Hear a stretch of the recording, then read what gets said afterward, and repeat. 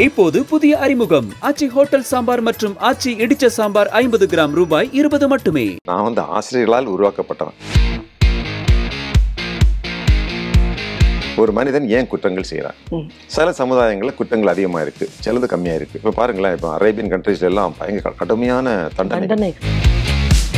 ஒரு பெரிய சாராய வியாபாரி பிடிக்க போய்ங்க, கிருஷ்ணகிரியில பிடிக்கணும், என்னுடைய ஏரியாவே கிடையாது, பிடிச்சிட்டு இந்த ஓனரை பிடிச்சுவாங்கன்னு சொன்னாங்க. இந்த சாராய தொழிற்சாலையை போய் ரீடு பண்ண சொன்னாங்க. எல்லாத்தையும் எடுத்து வந்துட்டோம், சாராய மிஷின் பணங்கள் எல்லாத்தையும் எடுத்து வந்தோம், நீதிமன்றத்துக்கு ஒப்படைச்சிட்டோம். அவங்க என்ன பண்ணிட்டாங்க, என் மேல கொள்ளை வழக்கு போட்டாங்க. என் கூட போட்டி போடுறவங்களுடைய முழு ஹிஸ்டரியை நீங்க தெரிஞ்சு வச்சிருக்கிறீங்க பாருங்க. அதுவே இன்னைக்கு இருக்கக்கூடிய இளைஞர்களுக்கு யார் வந்தா எனக்கு என்ன என்று பார்க்க, நாம் எங்கிருந்து வருகிறோம் என்பது பெரிதல்ல, நாம் எங்கே போகிறோம். நம்ம இப்படி இருந்துட மாட்டோம், நமக்குன்னு ஒரு வாழ்வு வந்துடும், ஒரு சாதனை நம்ம பண்ணிடலாம், இங்கே இருக்கக்கூடாது, நம்ம எங்கேயாவது போயிடணும். எங்கள் அம்மா எல்லாம் எப்போ பார்த்தாலும் இங்கே எந்த ஊரில் இருக்கக்கூடாதுன்னு தான் சொல்லுவாங்க. எங்கள் அம்மா தான் எக்கனாமிக் அட்வைசர், எங்கள் அம்மா தான் ஃபார்ம் மேனேஜர், எங்கள் அம்மா தான் டாக்டரு, எங்கள் அம்மா தான் சைக்காலஜிஸ்ட்டு, அவங்க தான் டயட்டீஷியன், அவங்க தான் குக்கு, அவங்க தான் ஃபார்ம் மேனேஜர், எல்லாமே தான். கற்றலில் ஆர்வம் கொண்டு அடுத்தடுத்ததான் நீங்க உயிர்ப்போட இருக்கிறீங்க. அதாவது உயிரோட இருக்கிறது முக்கியம் இல்ல, உயிர்ப்போட இருக்கு. அப்பெல்லாம் ஸ்கூல்ல ரொம்ப ஸ்ட்ரிக்டா இருப்பாங்க, வெளியே நிப்பாட்டிடுவாங்க. இப்போ கூட சார் +2 படிக்கிற, கஷ்டப்பட்டு படி, அப்போ வாழ்க்கை சுகமா இருக்கும் அப்படின்னு தான் இன்னைக்கு எல்லா பெற்றோர்களும் சொல்றாங்க. கஷ்டப்பட்டு படிக்கணுமா? படிக்கிறது கஷ்டமா? முதல்ல நான் யாரையோ பார்த்து பொறாமப்படுறது இல்லை சார், ஆனால் படிக்கின்றவர்களை பார்த்தால் ஒரு மாதிரி இது நாம விட்டு இருக்கிறோமே. கதைப்போமா வித் பர்வீன் சுல்தானா நிகழ்ச்சிக்கு உங்கள் அத்துணை பேரையும் அன்போடு வரவேற்கிறோம். 10 லட்சம் நேயர்களை கொண்டு ஆனந்த விகடனின் அத்தனை யூடியூப் நிகழ்ச்சிகளும் வலைதளங்களில் மிக அற்புதமான வரவேற்பை பெற்றுக்கொண்டிருக்கக்கூடிய இந்த நேரத்தில் கதைப்போமா வித் பர்வீன் சுல்தானா நிகழ்ச்சியில் மற்றொரு ஆளுமையுடன் உங்களை சந்திப்பதற்காக நான் வந்திருக்கிறேன். இன்றைக்கு நாம் சந்திக்க போக இருக்கக்கூடிய நபர் யார்? இவர் ஏராளமான இளைஞர்களின் ரோல் மாடல். தமிழ்நாட்டில் காவல்துறையில் பல உயர் பதவிகளை வகித்தவர். தமிழ்நாட்டின் காவல்துறையில் மிக உயர்ந்த பதவியான தலைமை பதவியை வகித்து ஓய்வு பெற்ற, இன்றைய இளைஞர்களுக்கு வழிகாட்டுகின்ற வகையில் 13 நூல்களை இயற்றிய படைப்பாளர், ஓய்வு பெற்ற காவல்துறை அதிகாரி ஐயா டாக்டர் சைலேந்திர பாபு IPS அவர்களை சந்திக்க போகிறோம். வணக்கம் சார். நலமா இருக்கீங்களா சார்? நல்லா இருக்கிறாங்க சார். குமரின் மண்ணின் மைந்தர் நீங்க. ஒட்டுமொத்த தமிழ்நாட்டின் காவல்துறைக்கு தலைவரா பொறுப்பேற்ற அந்த தருணம் எப்படி இருந்துச்சு சார்? ஒட்டுமொத்த தமிழ்நாடு காவல்துறையினுடைய தலைவர், படைத்தலைவர் அப்படிங்கிற அந்த போஸ்டினுடைய பேரு. பொறுப்பேற்கக்கூடியது ஒரு மகிழ்ச்சியான, அதே வேளையில் மன நிறைவு தரக்கூடிய ஒரு நல்ல நிகழ்ச்சி. அதே வேளையில் ஒரு அச்ச உணர்வு தரக்கூடிய, கொஞ்சம் கவலையும் தரக்கூடிய ஒரு தருணம் அப்படின்னு சொல்லலாம். ஏன் மன நிறைவு, மன மகிழ்ச்சி அப்படின்னா, இந்த காவல்துறையில் சேரக்கூடிய IPS அதிகாரிகள் அவர்களுடைய ஒரு கனவு இந்த காவல்துறையினுடைய தலைமை பதவி, director general of police and head of the police force. இந்த பதவிக்கு வருவது என்பது எல்லா அதிகாரிகளுடைய ஒரு கனவாக இருக்கும். ஆனால் ஒரு 15 அதிகாரிகளில் ஒரு ஆளுக்கு மட்டும்தான் இந்த பதவிக்கு அடைய முடியும். ஏன்னா இது காவல்துறையினுடைய ஒட்டுமொத்த பதவி. ஒரு இமயமலை மவுண்ட் எவரெஸ்டில் போய் ஏறுறதுக்கு யாராவது முயற்சி பண்ணி பல ஆண்டுகளாக முயற்சி செஞ்சு அந்த மவுண்ட் எவரெஸ்டில் போய் ஏறக்கூடிய தருணம் அவருக்கு எப்படி இருக்கும்? மிகப்பெரிய ஒரு மன நிறைவையும் ஒரு பூரிப்பையும் தரக்கூடிய நிகழ்ச்சியாக இருக்கும். ஆனால் அதுக்கு அடுத்த கட்டம் அவர் உயிரோட திரும்பி வரணும். அங்கிருந்து அந்த எவரெஸ்டில் ஏறின பிறகு அவர் பாதுகாப்பாக திரும்பி வரணும்.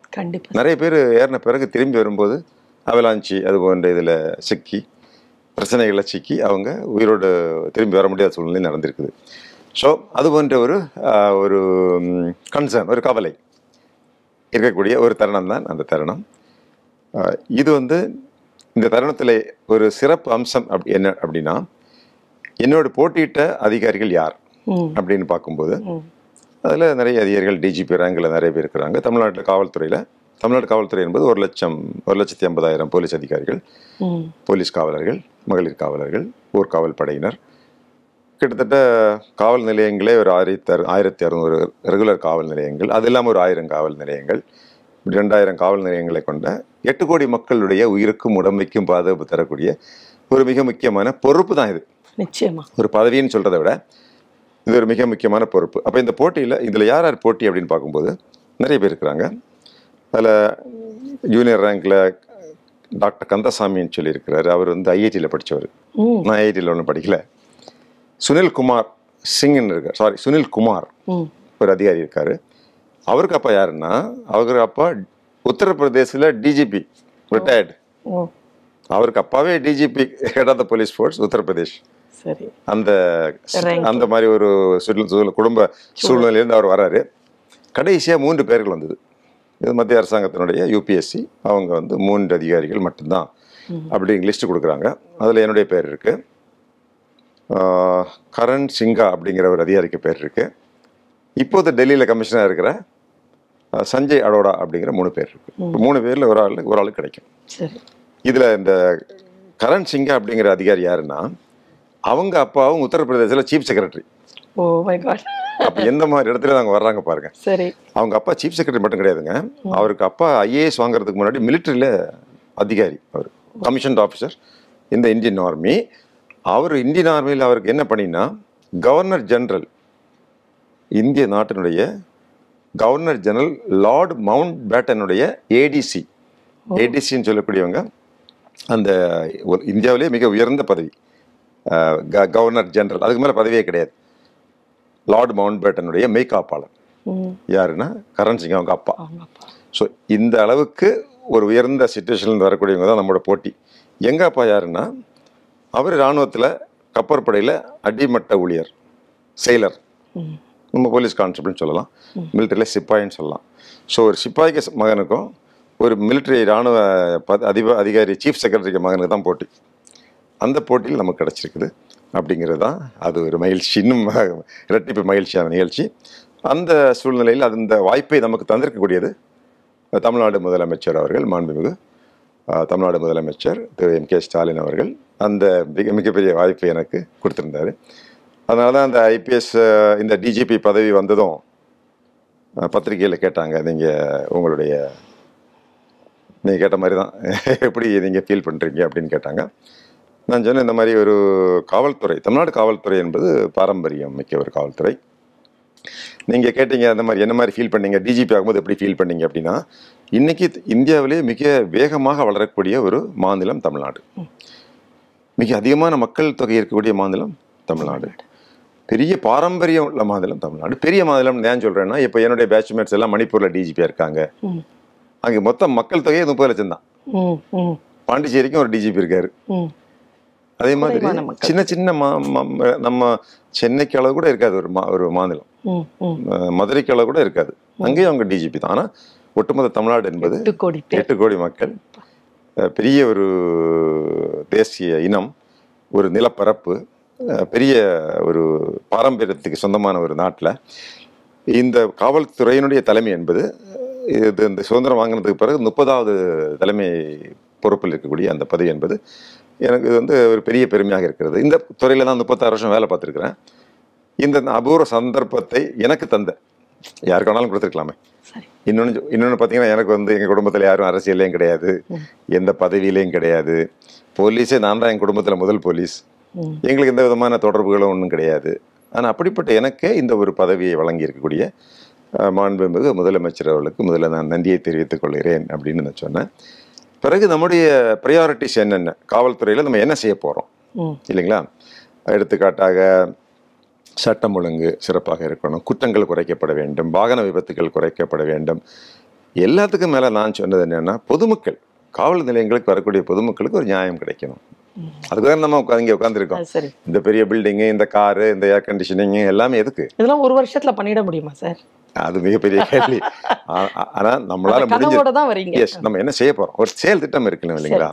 இது நிறைய நமக்கு முன்னாடி இருக்கிறவங்க நிறைய செஞ்சுருக்கிறாங்க. நம்ம சில விஷயங்களை அதில் சேர்க்க போகிறோம். அதுக்கு பின்னாடி வரக்கூடியவங்க அதை எடுத்துகிட்டு போவாங்க. ஸோ எல்லாத்துக்கும் மேலே நான் என்ன சொன்னேன்னா, இது இப்போ நீங்கள் சொன்ன மாதிரி உடனே அதில் மாற்ற முடியாது. ஏன்னா இது ஒரு கொஸ்டின் ஆஃப் கல்ச்சர். அப்போது இந்த காவல்துறையில் உள்ள காவலர்கள் அதிகாரிகளுக்கு போதுமான பயிற்சிகள் அளிக்கப்படும். இப்போ ஒரு பயிற்சி கொடுத்துட்டீங்கன்னா என்ன வேணாலும் பண்ணலாமே. இப்போ நம்ம 2 பேருக்கு இன்னைக்கு ஏரோப்ளைன் ஓட்ட தெரியாது, ஒரு போயிங் ஏரோப்ளைனை கொடுத்தீங்கன்னா நம்மளால ஓட்ட முடியாது. ஆனால் நமக்கு ஒரு 6 மாதம் பயிற்சி கொடுத்தாங்கன்னா நம்ம ஓட்டிடலாம் இல்லைங்களா?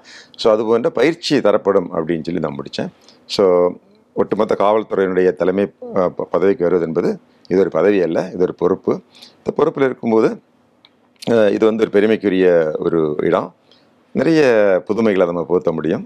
நம்ம இதுவரைக்கும் கற்ற எல்லா கல்வியையும் இங்கே வந்து செயல்படுத்தவும் முடியும் அப்படிங்கிற ஒரு நல்ல எண்ணத்தோட, நல்ல ஒரு மனநிலையோட தான் எனது பணி ஆரம்பித்தேன். மகிழ்ச்சி சார். உங்களுடைய பதிலில் நான் கவனித்து கொண்ட ஒரு விஷயம், நீங்கள் சொன்னது எல்லாம் செய்திகள், நடந்து முடிந்த செய்திகள். சரி. ஆனால் அதிலிருந்து ஒரு பார்வையாளராக, ஒரு கேட்போராக தெரிந்து கொண்ட விஷயம் என்னன்னா, எந்த துறைக்கு நாம் போனாலும் முதலில் அந்த துறையில் நம்முடைய இருப்பினுடைய பெருமையை முதலில் நம்முடைய மனதிற்கு நாம் சொல்லிக்கணும். கண்டிப்பாங்க. முன்னால் இருக்கின்றவர்கள் அதை நினைக்கிறார்களா என்பது இரண்டாவது தான். முதல்ல நான் இங்கே நிற்கிறேன் என்றால் அது எவ்வளவு பெருமைக்குரிய விஷயம். என் கூட போட்டி போடுறவங்களுடைய முழு ஹிஸ்டரியை வந்து நீங்க தெரிஞ்சு வச்சிருக்கிறீங்க பாருங்க. அதுவே வந்து இன்னைக்கு இருக்கக்கூடிய இளைஞர்களுக்கு யார் வந்தா எனக்கு என்ன என்று பார்க்க, நாம் எங்கிருந்து வருகிறோம் என்பது பெரிதல்ல, நாம் எங்கே போகிறோம். இப்போ நான் ஒன்றும் பெரிய இடத்துல இன்னும் வரல. அவங்கெல்லாம் எப்படிப்பட்ட ஒரு கலெக்டர் பங்களாலேருந்து பிறந்து வந்திருக்காரு இல்லைங்களா? நான் ஒரு சின்ன கிராமத்தில் ஓட்டு வீட்டில் வந்திருக்கிறேன். ஸோ நாம் எங்கிருந்து வருகிறோம் என்பது பெரிதல்ல, நாம் எங்கே செல்கிறோம். நாஞ்சில் நாட்டில் குழித்துறை என்கின்ற ஒரு சிறிய ஊர், அதில் ஒரு ஓட்டு வீடு, 8 குழந்தைகள். அந்த 8 குழந்தைகளில் ஒருவர் நீங்கள். உங்கள் குடும்பம், கல்வி, இந்த பயணம் எப்படி இருந்தது சார்? நான் வந்து பிறந்ததே 1962. அப்போ இந்தியா சைனா போர் நடந்துட்டு இருந்த நேரம். ஸோ உணவு கூட போதுமான அளவுக்கு நம்ம வீட்டில் மட்டும் இல்லை, பெரும்பாலும் நிறைய இடத்துல கிடைக்கலன்னு சொல்கிறாங்க. எங்களுக்கு கொஞ்சம் நெல் வயல் உண்டு, கொஞ்சம் ஒரு 50 சென்ட் அப்படிங்கிற மாதிரி நெல் வயல். நாங்கள் வந்து விவசாயம் பண்ணி சாப்பிடக்கூடியவங்க எங்கள் குடும்பம். அதாவது கடினமாக உழைக்கணும், விவசாயம் பண்ணணும், அதன் மூலமாக உணவு இருந்தணும், அந்த மாதிரி உள்ள குடும்பம். ஆனால் திடீர்னு பார்த்தீங்கன்னா அந்த அந்த அந்த சைனா போரின் போது நெல்லை வந்து அரசாங்கமே வாங்கிடுவாங்களாம். ஸோ வீட்டுக்கு நெல் கிடைக்காது, சாப்பிட கிடைக்காது. சில நேரத்தில் எங்கள் ஊரில் பார்த்தீங்கன்னா அதிகமாக மழை பெய்யும். இப்போ நான் பிறந்த ஊர் வந்து குளித்துறைங்கிறது கன்னியாகுமரி மாவட்டம், கேரளாவை சேர்ந்த பகுதி ஒரு காலத்தில். இப்போ ஜியாகிரபிக்கலி அது கேரளா தான். நிறைய மழை பெய்யும். ஸோ மழை பெஞ்சு வெள்ள பெருக்கு வரும்போது நெல் பயிரெலாம் அழிஞ்சிடும். ஸோ அந்த ஆண்டு நெல்லே இருக்காது. இப்போ வந்து ரேஷன் அரிசி தான். இந்த ரேஷன் அரிசியை வாங்குறதுக்கு நான் தான் போவேன். எங்கள் வீட்டில் இருந்து ஒரு 2.5 கிலோமீட்டர் போய் 20 கிலோ அரிசியை தூக்கி தலையில் வச்சுட்டு மறுபடியும் வீட்டுக்கு வருவேன். எனக்கு அப்போ 12 வயசு 13 வயசு இருக்கும். அந்த 20 கிலோ அரிசினா என் உடம்பு வெயிட்டே 30 கிலோ தான் இருக்கும். 20 கிலோ அரிசினாலும் அதை தூக்கக்கூடியது நான் தான். 12 வயசு 13 வயசு 15 வயசுன்னு வச்சுக்கோங்களேன். என் வெயிட்டே ஒரு 40 கிலோக்குள்ள தான் இருக்கும். ஸோ தூக்கி கொண்டு வந்து வச்சு தான் வீட்டில் வந்து சமைப்பாங்க. நாங்கள் வந்து விவசாயம் பண்ணுறோம் அப்படின்னா நானே மாடுகளை, உழவு மாடுகளை கூட்டிகிட்டு போய் வயலில் உழுது எல்லா வேலையும் நானே அவங்களே பண்ணுவோம். ஸோ அதே மாதிரி வீட்டில் ஆடு மாடு இருக்கும். காலையில் எந்திரிச்சு நம்ம உடனே தோட்டத்துக்கு போகணும். தோட்டத்துக்கு போய் அங்கே வந்து நிறைய தோட்டத்தில் வேலைகள் இருக்கும். இப்போ வந்து உளுந்து, பயிர், குச்சிக்கிழங்கு, டேப்பியோக்கா எங்கள் ஊரில் நிறைய சாப்பிடுவாங்க. மரவள்ளிக்கிழங்கு, அந்த பயிர் எங்களுக்கு உண்டு. இது போன்ற பயிர், அப்புறம் அந்த பதநீர் இருக்கும், அதை வந்து கலெக்ட் பண்ணி கொண்டு வந்து எங்கள் அம்மாட்ட கொடுக்கணும். ஸ்கூலுக்கு போகிறதுக்கு முன்னாடியே ஒரு 2-3 மணி நேரம் வேலை பார்க்கணும். திடீர்னு ஸ்கூலுக்கு போகணும். ஸ்கூலுக்கு போயிட்டுங்க மத்தியானம் சாப்பிட்றதுக்கு வீட்டுக்கு வரணும். வந்து நம்ம முதல்ல சாப்பிடணும். அப்புறம் தோட்டத்தில் ஒரு 15 பேர் வேலை பார்த்துட்டு இருப்பாங்க. அவங்களுக்கு கஞ்சி எடுத்துகிட்டு போகணும். அப்போல்லாம் வந்து ஒர்க்கர்ஸுக்கு வந்து கஞ்சி தான் கொடுப்பாங்க. ஒரு 10 பேர் 15 பேருக்கு அவங்க கஞ்சியை தலையில் தூக்கிட்டு போய் கையில் கொஞ்சம் புக்கும் வச்சுக்கணும், மத்தியானத்துக்கு அப்புறம் உள்ள புத்தகம். அப்படியே எடுத்து போய் அவங்களுக்கு கஞ்சி கொடுத்துட்டு அப்படியே ஸ்கூலுக்கு போகும்போது அங்கே டைம் ஆயிரும். 2 மணிக்கு போய் சேர்ந்துட முடியாது. அப்போல்லாம் ஸ்கூலில் ரொம்ப ஸ்ட்ரிக்டாக இருப்பாங்க, வெளியே நிப்பாட்டிடுவாங்க. இப்போ கூட சார் இப்போ நாங்கள் வெளியே நின்றுட்டு தான், நான் போயிட மாட்டேன். அங்கே சைடில் நின்றுட்டு ஏதாவது என்ன தான் சொல்கிறாங்கன்னு கேட்டுட்ருப்பேன். அப்புறம் பார்த்து உள்ளே விட்டுருவாங்க. சரி, நான் அப்புறம்லாம் கொஞ்சம் படிக்க ஆரம்பித்தேன். அவ்வளோ நல்லா படிப்பேன். உள்ளே விடுவாங்க. சாயங்காலம் பெல் அடித்ததும் வீட்டுக்கு போய் அந்த பசுமாடுகள் எல்லாம் கூட்டிகிட்டு போய் ஆற்றுக்கு போகணும். கொண்டு போய் அதுகளெல்லாம் குளிப்பாட்டி அதுக்கு தண்ணி கொடுத்து அதுக்கு கொஞ்சம் புல்லுகள்லாம் பறித்து விட்டு கொடுத்துட்டு அப்புறம் வரணும். வந்து கிட்டத்தட்ட சொல்ல போனீங்கன்னா குழந்தை தொழிலாளர் தான் நான். இன்னைக்கு நினைச்சு பார்க்கும்போது ஆச்சரியமா இருக்கு. இது போன்ற குடும்பங்கள் சூழ்நிலை இன்னைக்கு இருக்குது. இருந்தாலும் இன்றைக்கி நம்ம சென்னையிலையோ கோயம்புத்தூர்லையோ மதுரையில் உள்ள இளைஞர்கள் அவங்களுக்கு இந்த கஷ்டங்கள் தெரியாது. படிக்கிறதே கஷ்டங்கிறான். நாங்கெல்லாம் பார்க்கும்போதுங்க எங்களுக்கு அந்த படிக்கிறது கஷ்டமாகவே தெரியாது. பேசாமல் இந்த மாடு மேய்க்கிறத விட்டு படிக்க சொல்லிட்டாங்கன்னா நம்ம சந்தோஷமாக இருக்கும்னு நினைப்போம். இந்த அரிசி ரேஷன் அரிசியை வாங்கி விடுறதுக்கு பதிலாக நம்ம படிக்க சொல்லிட்டாங்கன்னா நல்லதாக இருக்கும்னு நினைப்போம். இப்போ அப்படி இல்லையே. மக்களுக்கு அப்பாவே சொல்கிறாரு, அம்மாவே சொல்கிறாங்களே, கஷ்டப்பட்டு படிடா. கஷ்டப்பட்டு படிக்கணுமா? இல்ல இப்ப நம்ம ஜனங்கள் சொல்றத பாருங்களேன். +2 படிக்கிற, கஷ்டப்பட்டு படி, அப்ப வாழ்க்கை சுகமா இருக்கும் அப்படின்னு தானே இன்னைக்கு எல்லா பெற்றோர்களும் சொல்றாங்க. கஷ்டப்பட்டு படிக்கணுமா? படிக்கிறது கஷ்டமா? முதல்ல அவர் நம்ம இறையன்பு புத்தகம் எழுதியிருக்காரு, படிப்பது சுகமே. ஸோ இது போன்ற ஒரு குழந்தை தொழிலாளர் மாதிரி தான் நாங்கள் இருக்கோம். ஆனால் ஒன்று, அன்னைக்கு எங்கள்கிட்ட வந்துங்க பண வசதிகள் இல்லை, உழைச்சி தான் நம்ம சாப்பிடணும். ஆனால் எங்கள்கிட்ட நிறைய அன்பு இருந்தது. சரிங்களா? எங்கள்கிட்ட வந்து பெரிய வசதிகள் இல்லை, ஆனால் பசி இருந்தது. ஏதாவது ஒன்று சாதிக்கணும் அப்படிங்கிற ஒரு வெறி இருந்தது. எல்லாத்துக்கும் மேலாங்க ஒரு எதிர்காலத்தின் மீது ஒரு நம்பிக்கை இருந்தது. நம்ம இப்படி இருந்துட மாட்டோம், நமக்குன்னு ஒரு வாழ்வு வந்துடும், ஒரு சாதனை நம்ம பண்ணிடலாம், இங்கே இருக்கக்கூடாது, நம்ம எங்கேயாவது போயிடணும். எங்கள் அம்மா எல்லாம் எப்போ பார்த்தாலும் இங்கே எந்த ஊரில் இருக்கக்கூடாதுன்னு தான் சொல்லுவாங்க. உலகத்தில் எங்கே வேணாலும் போயிடணும் நீங்கள். அதுதான் எங்கள் அம்மாவுடைய மெயின் ஃபோக்கஸே கல்வி, எஜுகேஷன் தான். 7 மணிக்கு இந்த வேலையெல்லாம் முடிஞ்சதும் எங்கள் அம்மா எல்லாரும் உட்கார வச்சுருவாங்க வீட்டில். எனக்கு இங்கே, என் தம்பிக்கு அந்த பக்கம், எங்கள் அண்ணன் இந்த பக்கம், எல்லாம் உட்காந்து அப்படியே நாங்கள் 8 பேர் படிச்சுட்டே இருப்போம். எங்கேயாவது ஒருத்தர் சத்தம் வரலன்னு வச்சுங்களேன், கம்பு வச்சுருப்பாங்க, ஓடி வந்து தூங்கிட்டு இருப்பாங்க, பிடிச்சி அடிச்சிருவாங்க. ஸோ அம்மா வந்து ஒரு 7 to 10 மணிக்கு அந்த பயங்கரமான டியூஷன் சென்டர் மாதிரி இருக்கும் எங்கள் வீடு. ஸோ அது போன்ற அது ஒரு கல்வி நிலையம், ஒரு பல்கலைக்கழகம் அப்படின்னு சொல்லலாம். இன்னொன்று பார்த்தீங்கன்னா, எங்களுக்கு ஒவ்வொரு வருஷமும் புத்தகம் வாங்குறதுக்கான வசதி இருக்காது. இப்போ என்ன பண்ணுவோம், எங்கள் சித்தப்பா வீடு இருக்கும் பக்கத்துலேயே. அவர் எங்கள் சித்தப்பா ஜட்ஜ், அவங்களுக்கு 9 பிள்ளைகள். அப்போது அவங்க வீட்டில் படித்த ஒரு புத்தகத்தை அடுத்த வருஷம் என்னம்மா வீட்டுக்கு வந்துடும் ஆச்சுங்களா. இப்போ நான் படிச்சுட்டு மறுபடியும் அங்கே போயிடும். அப்படி புத்தகத்தை பாரோ பண்ணி படிப்போம், அது சிக்கனம். ஸோ இப்படிப்பட்ட ஒரு சூழ்நிலையில் ஒரு கடினமான பொருளாதார நெருக்கடியான ஒரு வீட்டில் தான் பிறந்து, எங்கள் அம்மா நகைகளெல்லாம் அடமானம் வச்சு தான் எங்களுக்கு ஃபீஸ் கட்டுவாங்க. எங்கள் அப்பா ஊரில் கிடையாது, அவர் வந்து கேரளாவில் பஸ் கண்டக்டர். எங்கள் அப்பா வந்து இராணுவத்தில் ஒரு கடற்படையில் 2ஆம் உலகப் போரில் வேலை பார்த்துட்டு அங்கேருந்து அப்புறம் ரிசைன் பண்ணி வந்துட்டு கேரளா ரோட் டிரான்ஸ்போர்ட் கார்பரேஷனில் பஸ் கண்டக்டர் தான். பஸ் கண்டக்டர், அப்போ செக்கிங் இன்ஸ்பெக்டர் ஆனார். ஸோ அவர் வெளியூரில் தான் வேலை பார்ப்பார். ஸோ வீட்டில் எல்லாத்தையும் கவனிக்கிறது எங்கள் அம்மா தான். எங்கள் அம்மா தான் எக்கனாமிக் அட்வைசர், எங்கள் அம்மா தான் ஃபார்ம் மேனேஜர், எங்கள் அம்மா தான் டாக்டரு, எங்கள் அம்மா தான் சைக்காலஜிஸ்ட்டு, அவங்க தான் டயட்டீஷியன், அவங்க தான் குக்கு, அவங்க தான் ஃபார்ம் மேனேஜர், எல்லாமே அவங்க தான். ஸோ அப்படிப்பட்ட ஒரு மகிழ்ச்சியான ஆனால் பசி இருக்கக்கூடிய ஒரு குடும்பத்தில் பிறந்து என்னுடைய இளமை பருவம் அந்த மாதிரி போச்சுங்க. அம்மா பேர்? எங்கள் அம்மா பேர் ரத்னம்மாள். ரத்னம்மாள். எஸ். ரொம்ப மகிழ்ச்சி சார். ஏன்னா நான் எதை பார்த்துட்டே இருக்கிறேன்னா, உங்களுடைய அனுபவத்தை வந்து நீங்கள் சொற்களை வந்து பிசிறாம முனை முறியாம அப்படியே கோர்த்து சொல்றீங்களா? இந்த பயிற்சி ஒரு நல்ல ஸ்பீக்கருக்கான அந்த பயிற்சி. அப்படிங்களா? ரொம்ப அழகா வந்து நீங்க அதை வந்து நரேட் பண்றீங்க. அது அவ்வளவு சீக்கிரமா வந்து நீங்க சொன்னீங்கல்ல, எங்க கிட்ட பணம் இல்ல, பசி இருந்தது. ஆமாங்க, பசி தான் எங்களை இங்கே கொண்டது.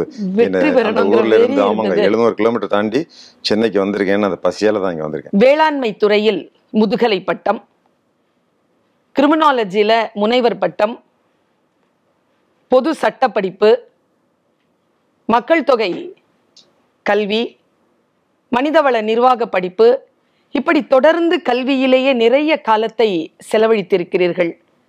படிப்பது என்றால் ரொம்ப பிடிக்குமா சார்? அதாவதுங்க, நான் இந்த படிப்பு எல்லாமே நான் IPS வாங்குறதுக்கு முன்னாடி படிக்கல. நான் வந்து ஒரு சாதாரண பட்ட படிப்பு தான் படிச்சிருந்தேன். BSc அக்ரி, MSc அக்ரி படிச்சுட்டு இருந்தேனுங்க.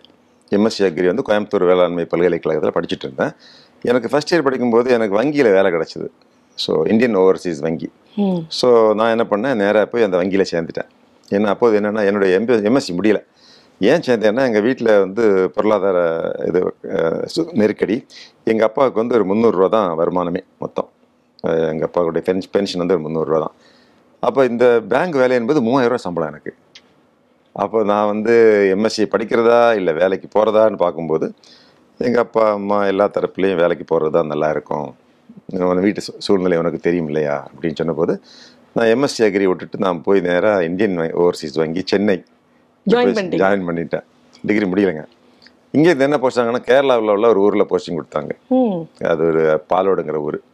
அது பார்த்தீங்கன்னா இது அதோட மோசம். ஏன்னா அங்கே வந்து வங்கியில் வந்து அப்போல்லாம் லோன் கொடுத்துட்டு இருந்தாங்க, லோன் மேளா.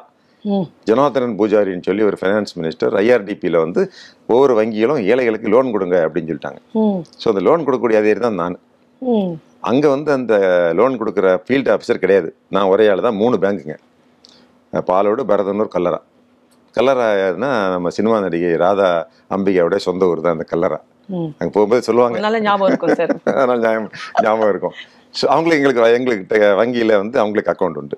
ஸோ அவங்க அம்மா பேர் சரசம்மா என்னன்னு நினைக்கிறேன். ஸோ ஆனால் அழகான ஊர், கேரளா அழகான ஊர். ஆனால் வேலை கடினமாக இருக்கும். பார்த்தீங்கன்னா நான் வந்து அங்கே போனோடனே சரி IAS படிக்கலாம், IPS படிக்கலாம் அப்படின்னு சொல்லி அந்த ஆரம்பிக்கும்போது காலையிலேருந்து சாயங்காலம் வரைக்கும் கடினமான வேலையாக இருக்கும். 7 மணிக்கு தான் வங்கியை விட்டு ரூமுக்கே வருவோம். ஸோ அதுக்கு பிறகு தான் இந்த IPS எக்ஸாமினேஷன் படிக்க வேண்டிய ஒரு சூழ்நிலை தான் அங்கே இருந்தது. இருந்தாலும் நான் வந்து 7 மணிக்கெல்லாம் படிக்க ஆரம்பிச்சிடுவேன். நான் பரீட்சை எழுதணும்ல, அது பை த டைம் எனக்கு வங்கியில் வந்து பிடிக்கலைங்க. வங்கி ஏன் பிடிக்கலன்னா அதில் வந்து நம்ம இடம் கிடையாது. சும்மா அப்போ வந்து வங்கியில் நிறைய சம்பளம். ஆக்சுவலாக எனக்கெல்லாம் 3200 ரூபா. IAS அதிகாரிகளுக்கே அப்போ எல்லாம் அடிப்படை சம்பளம் 750 ரூபா தான். IPSக்கெல்லாம் 750. ஸோ அதுக்கப்புறம் கூட்டிட்டாங்க IPSக்கெல்லாம். இருந்தாலும் எனக்கு அந்த வங்கியில் உட்காந்து இந்த லெட்ஜர் எழுதுறது, இந்த லோன் கொடுக்கறது, எனக்கு யூனிஃபார்ம். அந்த ஊரில் சப் இன்ஸ்பெக்டர் இருந்தார் ஒரு ஆள், அவர் ஒரு மலையாளம், போச்சின்னு கூப்பிடுவாங்க, ஒரு பிராமின். அவர் போகும்போதெல்லாம் மக்கள்லாம் அப்படி திரும்பி பார்ப்பாங்க, அவருக்கு வந்து பயப்படுவாங்க. நாங்கள் கூட யாராவது லோனு திருப்பி தரலன்னு வச்சுங்களேன், இவர் தான் கூட்டிகிட்டு போவோம். அந்த சப் இன்ஸ்பெக்டர் வர்றாருன்னா பயந்து லோனை கொடுத்துருவாங்க. ஸோ இது போன்ற சூழ்நிலை எனக்கு வந்து போலீஸ் இதுதான் எனக்கு, அல்லது IAS போலீஸ் அந்த மாதிரி. ஸோ அதனால் நான் வந்து என்னுடைய MSc முடிக்காமலேயே வங்கியில் போய் சேர்ந்துட்டேன். வீட்டில் ரொம்ப சந்தோஷம், எங்கள் அம்மாக்கெல்லாம் ரொம்ப சந்தோஷம். ஏன்னா பேங்க்கில் வந்து ஒரு சாதாரண கிளரிக்கல் போஸ்ட்டுக்கே மரியாதை தான். எங்கள் ஊர்லலாம் அதான் ஏம் பண்ணுவாங்க எல்லாரும். வங்கியில் ஒரு கிளரிக்கல் போஸ்ட் அப்படின்னா ஒரு கௌரவமான போஸ்ட். அவங்களுக்கு உடனே பேங்கில் வேலை பெம்பளை பிள்ளை இருந்தால் உடனே கல்யாணம் பண்ணி வச்சுருவாங்க. ஜென்ஸுக்குன்னா ஸோ வங்கி அதிகாரிங்கிறது அவங்களால நினச்சி பார்க்க முடியாத ஒரு பதவி இல்லையா. இருந்தாலும் எனக்கு இது பிடிக்கல. ஸோ நான் வந்து படிக்க ஆரம்பிச்சிட்டேன். எனக்கு 3000 சம்பளம்னாலும் பெரும்பாலும் சம்பளத்தை வந்து முதல் சம்பளத்தை கொண்டு போய் அம்மாட்ட கொடுத்தேன். சரி, ஆமாங்க, முதல் சம்பளம் 3000 ரூபா எங்கள் அம்மாட்ட கொடுத்தேன். எங்கள் அம்மா சொன்னாங்க வேண்டாம் அப்பாட்ட கொடுன்னு சொன்னாங்க. அவர் மிலிட்ரி மேன், அவர் வந்து காசை வாங்குறதுக்கு தயக்கமாக இருந்தார். அப்புறமா இல்லை அம்மாட்ட கொடுன்னு சொன்னார். அப்போ அம்மாட்ட கொடுத்தேன். ஸோ அது வந்து அந்த அந்த அந்த ஃபேமிலி அன்னைக்கு ஒரு பெரிய மகிழ்ச்சி, மன மகிழ்ச்சி. இந்த 3000 ருபீஸ் எங்கள் அப்பாவுடைய 10 மாதம் பென்ஷன் சேர்த்தா கூட அவ்வளோ வராதுங்க. கொண்டு வந்து கையில் கொடுத்தேன். ஸோ அதுக்கு அடுத்த மாதத்துலேருந்து எல்லா பணமும் இந்த IPS படிக்கிறதுக்கான புத்தகம் தான். திருவனந்தபுரத்துக்கு போவேன், வாங்குவேன். ஸோ ஆனால் எனக்கு என்ன ஒரு நல்ல செய்தினா, நான் அப்படி IPS பாஸ் பண்ண உடனே ஒரு நல்ல ஆசிரியருங்க. பாருங்களேன், எனக்கு வந்து நான் MSc படிக்கும்போது எனக்கு இந்த MSc ஒரு தீசிஸ், உங்களுக்கு நீங்களும் PhD படிச்சிருக்கீங்க, நமக்கு ஒரு தீசிஸ் எழுதணும் இல்லையா, ப்ராஜெக்ட் ஒர்க்கு. அப்போ தீசிஸ் வந்து டாக்டர் UA பாலசுப்ரமணியம் அப்படின்னு ஒரு பெரிய சிறந்த பேராசிரியர். அவர் பார்த்தாலே பேராசிரியர் மாதிரி தான் இருப்பார். ஆனால் அவரும் ரிசைன் பண்ணிட்டு வங்கியில் சேர்ந்துட்டார். அதே நான் இந்தியன் ஓவர்சீஸ் பேங்க், அவர் இந்தியன் வங்கி. அதில் அங்கேயும் அவர் டீச்சர் தான், பேராசிரியர். அவங்களுக்கு ஒரு இங்கே நம்ம இமேஜ் ஸ்டாஃப் காலேஜில் வந்து பெரிய போஸ்ட்டில் போயிட்டார் அவர். ஸோ அவர் என்ன பண்ணார், சைலேந்திர பாபு நீங்கள் இப்போ IPS எல்லாம் படிக்கிறீங்க, வாங்கியிருக்கீங்க, நீங்கள் MSc படித்தா தான் நல்லது, நீங்கள் தயவு செஞ்சு லீவ் எடுத்துகிட்டு வாங்க, நான் வந்து நம்ம உட்காந்து எழுதி தீசி எழுதி முடிச்சிடுவோம் அப்படின்னு அவர் தான் என்ன கட்டாயப்படுத்தி கோயம்புத்தூருக்கு வர சொல்லி 1 மாதம் லீவ் போட்டுங்க. அவரும் லீவ் போட்டு வந்து நாங்கள் எங்களுடைய ரிசர்ச் ஒர்க்கை முடிச்சு அவர் தான் எனக்கு MSc அக்ரி வாங்கி கொடுத்தாரு. திருப்பு முனைங்க. அதாவது நான் வந்து ஆசிரியர்களால் உருவாக்கப்பட்டவன் எப்போவுமே பாருங்களேன். ஸோ அவர் மூலமாக தான் MSc முடித்தேங்க. அப்புறம் நான் டிகிரி, நான் போலீஸ் டிபார்ட்மெண்ட்டில் சேர்ந்த பிறகு பல்வேறு கட்டங்களில் சில சந்தர்ப்பங்களில் எனக்கு படிக்கிறதுக்கான வாய்ப்புகள் கிடைச்சிது. ஒன்று வந்து நான் கடலூரில் இருக்கும்போது, கடலூர் மாவட்டத்தில் அண்ணாமலை யூனிவர்சிட்டி இருக்குது, அங்கே சட்டம் படிக்கலாம். அப்போது நான் யோசித்து பார்த்தேன், இந்த போலீஸ் டிபார்ட்மெண்ட் ரொம்ப ஆபத்தாக இருக்குது, சில நேரங்களில் சில ஆபத்துகளில் நமக்கு வந்து வேலை இழக்க வாய்ப்பு இருக்குது அப்படின்னா பேசாமல் ஒரு வக்கீலை கூட போகலாம், ஒரு பிளான் பி வச்சுக்குவோம். ஏன்னா அது மாதிரி பிரச்சனைகள்லாம் நான் மாட்டியிருக்கிறேன். நான் வந்து ஒரு முறை பார்த்தீங்கன்னா ஒரு பெரிய சாராய வியாபாரி பிடிக்க போய்ங்க, கிருஷ்ணகிரியில் பிடிக்கணும், என்னுடைய ஏரியாவே கிடையாது, பிடிச்சிட்டு இந்த ஓனரை பிடிச்சுவாங்கன்னு சொன்னாங்க. இந்த சாராய தொழிற்சாலையை போய் ரீடு பண்ண சொன்னாங்க. அங்கே கோலார் மாவட்டத்துக்கு போய் அவனை பிடிச்சிங்க. அவனை பிடிக்க போய் ரெய்டு பண்ணி அந்த பணத்தை கணத்தை எல்லாம் சீஸ் பண்ணி காரு மிஷின்லாம் தூக்கிட்டு வரும்போது அந்த நபர் என்ன பண்ணிட்டான், இந்த ரெய்டு பண்ணதே இல்லீகல்னு சொல்லி ஆர்டர் வாங்கி எங்களை திருப்பி கொடுக்க சொல்லிட்டாப்புல. நாங்கள் திருப்பி 15 வக்கீல் வந்துட்டாங்க அங்கே, நீங்கள் வந்து இது பண்ணக்கூடாது அப்படின்னு. அப்புறம் எங்களுக்கு அவங்கள வாக்குவாதம் லத்தி சார்ஜ் ஆகிப்போச்சு. எல்லாத்தையும் எடுத்து வந்துட்டோம், சாராயம் மிஷின் பணங்கள் எல்லாத்தையும் எடுத்து வந்தோம், நீதிமன்றத்துக்கு ஒப்படைச்சிட்டோம். அவங்க என்ன பண்ணிட்டாங்க, என் மேலே கொள்ளை வழக்கு போட்டாங்க. சிக்கபாலப்பூர் சிந்தாமணின்ற ஊர் சைலேந்திர பாபுவும் போலீஸ் அதிகாரிகளும் தமிழ்நாட்டிலேருந்து வந்து இந்த பெரிய சாராய ஃபேக்டரி வந்து அடித்து உடைச்சிட்டாங்க, திருடிட்டாங்க, கொள்ளை அடிச்சிட்டாங்க அப்படி கொள்ளை கேஸுங்க. கொள்ளை கேஸ் போட்டு எங்களை வந்து அரெஸ்ட் பண்ண வந்துட்டாங்க. அப்புறம் நாங்கள் ஹைகோர்ட்டில் போய் வெயில் வாங்கிட்டோம். அது பெரிய கதை, அது தனி கதைங்க, தனி ட்ராக். ஸோ இது போன்ற சூழ்நிலையில் காவல்துறை அதிகாரிகளுக்கு ஆபத்துகள் அதிகம், வழக்குகள் போடுவாங்க, வேலைகள் விளக்க வேண்டிய சூழ்நிலை வரும். சரி அப்படின்னா நமக்கு ஒரு லா படிக்கலாம்னு சொல்லி லா படித்தேனுங்க அங்கே. அதுக்கு பிறகு எனக்கு ஒரு சின்ன ஆசை, ஒரு பிஹெச்டி படிக்கணும். அக்ரிகல்ச்சர் படித்தா பிஹெச்டி அக்ரிகல்ச்சர் காலேஜ் தான் போய் பண்ணணும், ரெகுலராக தான் பண்ணணும். எம்ஏ பாப்புலேஷன் ஸ்டடீஸ் படிச்சிங்கன்னா எங்கே ஹியூமனிட்டிக்ஸ் கிரிமினாலஜி மாதிரி படிக்கலாம்னு சொல்லிட்டு எம்ஏ படித்தேன். அப்புறம் சென்னையில் நான் ஜாயின்ட் கமிஷனராக இருக்கும்போது இங்கே நம்முடைய university of Madras doctor Thilagaraj அவரோட பழக்கம் ஏற்பட்டு அவர் பிஹெச்டி பண்ணலான்னு சொன்னார். ஸோ அதுவும் அவர் எனக்கு கூட இருந்து ஹெல்ப் பண்ணி ஒரு சப்ஜெக்ட் காணாமல் போன குழந்தைகள் அப்படிங்கிற சப்ஜெக்டில் ஒரு பிஹெச்டி படித்தோம். அதாவது வாசிக்கிறது, உலக தகவல்களை தெரிஞ்சுக்கிறது, இதெல்லாம் ஒரு மாபெரும் சுகம். நம்ம கடினமான காவல்துறை வேலையில், ஸ்ட்ரெஸ்ஃபுல் வேலையில் ஒரு 1 மணி நேரம் உலக செய்திகள், உலக தத்துவங்கள். இப்போ வந்து கிரிமினாலஜிங்கிறது நாங்கள் பார்க்குற வேலை தாங்க. ஆக்சுவலாக ஒரு மனிதன் ஏன் குற்றங்கள் செய்கிறான், சில சமுதாயங்களில் குற்றங்கள் அதிகமாக இருக்குது, சிலது கம்மியாக இருக்குது. இப்போ பாருங்களேன், இப்போ அரேபியன் கண்ட்ரீஸ்ல எல்லாம் பயங்கர கடுமையான தண்டனைகள், தலையை வெட்டி எடுக்கிறாங்க. ஆனால் அங்கே வந்து அதே குற்றங்கள் நடந்துட்டு தானே இருக்கு. ஆனால் நீங்கள் பாருங்களேன், நியூசிலாண்டு, நார்வே, ஸ்வீடன், டென்மார்க் தண்டனையே கிடையாது, திருத்தம் தான். யாராவது தப்பு பண்ணா கூட அவளை கொண்டு போய் திருத்துறாங்க. அங்கே தப்புகள் நடக்கிறது இல்லையே, கம்மியாக தானே நடக்குது. அப்போ தண்டனை மட்டும் ஒரு காரணம் கிடையாது. அங்கே இருக்கக்கூடிய சூழ்நிலைகள், அந்த தப்பு செய்யக்கூடிய சூழ்நிலைகள் அங்கெல்லாம் இல்லாமல் இருக்குது. இப்போ சில சமுதாயங்களை திருட மாட்டேங்கிறாங்களே. இப்போ ஜப்பான்லாம் பாருங்களேன், வீட்டில் அவங்க விளைவிக்கக்கூடிய பொருட்களை வீட்டுக்கு முன்னாடி கொண்டு வச்சுட்டு என்னென்ன பொருட்கள் என்னென்ன விலைன்னு சொல்லி ஒரு வெயிங் மிஷின் வச்சுட்டு அந்த வீட்டுக்கார அம்மா வேலைக்கு போகுது. ரோட்டில் போகிறவங்க இந்த தக்காளியோ கத்திரிக்காயோ எடுத்து வெய் போட்டுட்டு என்ன விலையோ அந்த காசை கொண்டு அந்த குண்டியில் போட்டு போகிறாங்க. நம்ம ஊரில் நீங்கள் இந்த மாதிரி விவசாய பொருளை விளைவிச்சு ரோட்டில் வச்சுட்டு ஒரு போர்டும் வச்சு ஒரு மிஷினை வச்சுட்டு போனாக்கா இந்த விளை பொருள் இருக்காது, மிஷின். ஸோ இப்போ அந்த திருடக்கூடிய ஒரு சூழ்நிலை அங்கே இல்லை.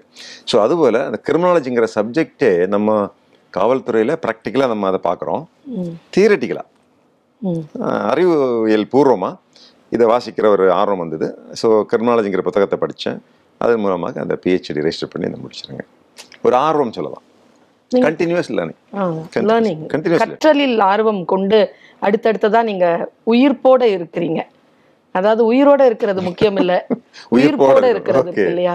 உயிரோட இருந்தால் போறாது, உயிர்ப்போட இருக்கணும், உயிர்ப்போட இருக்கிறீங்க. சரிங்க. ஏனென்றால் அடுத்து நான் இதை படிக்கணும், இது எனக்கு இல்லை, இது எனக்கு டெஸ்டினேஷன் இல்லை, நான் இதுக்கு போகணும், இதுக்கு போனாலும் இதுல ஏதாவது சிக்கல் இருந்தால் அடுத்ததுக்கு போகணுங்கிற அந்த ஒரு பறவை போல அந்த சிறகை வந்து சிலிர்த்திக்கிட்டே இருக்கிறது இருக்கு இல்லையா? ஆனா இது இன்னைக்கு நம்ம துறையில ஒரு தேவையாகவும் இருக்கிறது. இப்போ வந்து பார்த்தீங்கன்னா கம்ப்யூட்டர், முதல்ல என்ன பார்த்தீங்கன்னா மோட்டார் சைக்கிள் திருடுவாங்க, வீட்டில் திருடுவாங்க, ஃபிங்கர் பிரிண்ட் அதை வச்சு கண்டுபிடிப்போம், இல்லை பாடி பார்ட்ஸ் உடம்புல உள்ள ஏதாவது ஹேர் இதை வச்சு. இப்போ எப்படின்னாங்க டிஎன்ஏ டெஸ்டிங் வச்சு பண்ணுவோம். இப்போ வந்து சைபர் கிரைம்ஸ். இப்போ சைபர்னா என்ன, சைபர் கிரைம்னா என்ன, கம்ப்யூட்டர்னா என்ன, கம்ப்யூட்டர் எப்படி ஒர்க் பண்ணும். ஸோ அதுக்காக நான் ஒரு கோர்ஸ் படித்தேன், ஒரு டிப்ளமோ படித்தேன், cyber crime and cyber law. So at least என்னோட கோடிங்னா என்ன, எப்படி நம்ம வந்து பேசுகிறோமே, ஒரு மைக்கில் பேசுறது, ஒரு மொபைல் ஃபோனில் போகிறது, எப்படி அது பேக்கெட்டாக வெளியே போகுது, எப்படி அனுப்புகிறாங்க, எப்படி போய் ஒரு மொபைல் ஃபோனில் வைக்கிறாங்க, மொபைல் ஃபோனில் இருந்து ஒரு தகவல் எடுக்க முடியுமா, ஒரு ஃபோட்டோ எடுக்க முடியுமா, வீடியோ எடுக்க முடியுமா, டெலிட் பண்ணாங்கன்னா அதை எடுக்க முடியுமா, ஒரு மொபைலில் பேசுகிறாருன்னா அந்த மொபைலை நம்ம எப்படி டேப் பண்ணுறது, எப்படி அதை நம்ம வந்து மானிட்டர் பண்ணுறது, அது போன்ற செய்திகள் எல்லாம் ஓரளவுக்கு நமக்கு ஒரு காவல்துறையினுடைய ஒரு தலைமை பொறுப்பு என்கிற போது, தலைவர் என்கிற போது, ஒரு சூப்பர்வைசர் ரேங்க்ங்கிற போது நமக்கும் தெரிஞ்சிருக்கணும். அப்போதான் நமக்கு அவங்களுக்கு சரியான புலன் விசாரணைக்கு நம்ம ஒரு விதமான டைரக்ஷன் கொடுக்க முடியும். அந்த அடிப்படையில் அப்பவும் ஒரு கோர்ஸ் படித்தேன். நான் யாரையோ பார்த்து பொறாமப்படுறது இல்லை சார், ஆனால் படிக்கின்றவர்களை பார்த்தால் ஒரு மாதிரி இது நாம விட்டு இருக்கிறோமே அப்படிங்கிற மாதிரி வரும். ஒரு கான்செப்டாக இருந்தால் கூட போதும் அப்படிங்கிற ஒரு சூழ்நிலையில் நான் வாழ்ந்திருக்கேன். நான் ஒரு கான்செப்ட் ஆனால் கூட எங்கள் அப்பா ரொம்ப சந்தோஷப்பட்டிருப்பார், எங்கள் அம்மா சந்தோஷப்பட்டிருப்பாங்க. என்னை விட திறமையானவங்கெல்லாம் இன்றைக்கி கான்ஸ்டபிளாக தான் இருக்காங்க என் கிளாஸ்மேட்ஸ். அப்புறம் பார்த்தா அடுத்த நாள் எக்ஸாமினேஷன் எனக்கு. சரி வேண்டாம், இது திருப்பி வந்துட்டேன். சரி இதெல்லாம் வேலையாகாது, இனி டாக்டர் ஆக முடியாது, சினிமா ஆக்டர் ஆக முடியாது. சார் மருத்துவத்துறை ஒரு நல்ல மருத்துவரை இழந்திருக்கு சார். திரைத்துறை ஒரு நல்ல நடிகரை இழந்திருக்கு சார். ஒரு நாளைக்கு எவ்வளோ நேரம் சார் படிப்பீங்க? என்ன படிப்பீங்க? இப்போ ஐபிஎஸ் ஐஏஎஸ் படிக்கக்கூடிய பிள்ளைகளுக்கு இப்போ எல்லாம் நாங்கெல்லாம் எழுதும்போது 2 லட்சம் 3 லட்சம் பேர் எழுதுவாங்க. இப்போ 13 லட்சம் பேர் அப்ளை பண்ணுறாங்க.